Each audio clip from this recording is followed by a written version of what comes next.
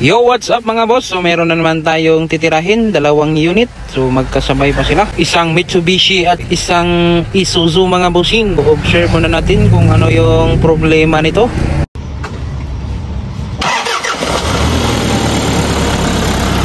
One click man.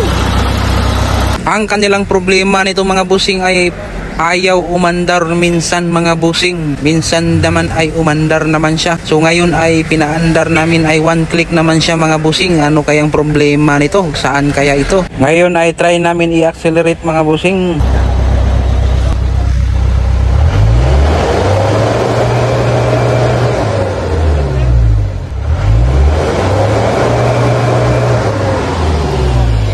Pagkatapos kong ina-accelerate mga bossing ay ito na yung lumabas sa scanner mga bossing. Crankshaft, camshaft, correlation abnormal mga bossing. So ito yung dahilan kung bakit hard start ang kanilang unit mga bossing. Ngayon ay try natin i-off yung engine tapos i-start ulit mga bossing. Okay.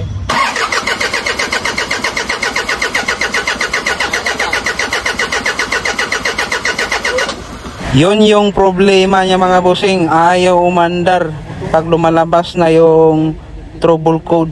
Ito yung sinasabi na minsan na ayaw umandar mga bossing. Ngayon ayaw na talagang umandar mga bossing. Kahit anong reset dito sa scanner, ayaw na talagang ma-delete yung DTC na crankshaft, camshaft position and correlation mga bossing. Kaya yun, titignan natin kung saan yung problema nito. Dito kasi sa kanyang engine mga bossing ay dito sa kanyang cylinder head. Dito natin makikita yung isang sensor. Ito yung sensor na tinatawag na camshaft sensor mga bossing. At dito naman sa kanyang may transmission sa flywheel, dito makikita yung crankshaft sensor mga bossing. At ito na yung sensor na crankshaft mga bossing. At ito naman yung camshaft sensor mga bossing. So may wire siya mga bossing. Bali ang gagawin natin dito mga boss is papalitan ito. So may-ari lang yung bibili nito mga boss. At kinabukasan mga bossing ay yun, nakabili na yung may-ari ng mga sensor. So isang camshaft at isang crankshaft mga bossing. So i-try na natin ikabit dun sa engine para malaman natin kung okay na ba siya. Tapos i-revolution natin kung magiging hard start pa ba siya. So tara, let's go. At nakabit na nga natin yung sensor, dalawang sensor. So paandarin na natin mga bossing. Let's go. One click at try natin i-revolution. Tapos patayin ulit, tapos start again.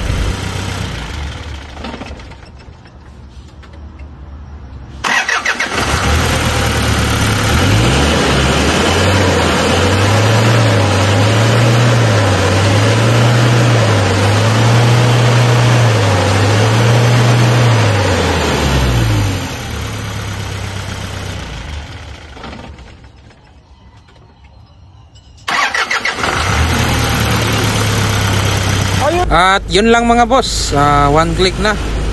Kanina kasi, yung una kasi is, pag ina-accelerate mo, lalabas yung trouble code, tapos patayin mo, tapos start again, ayaw na mandar. Ngayon is kahit anong revolution mo, so aandar na siya mga boss. So goods na mga bossing.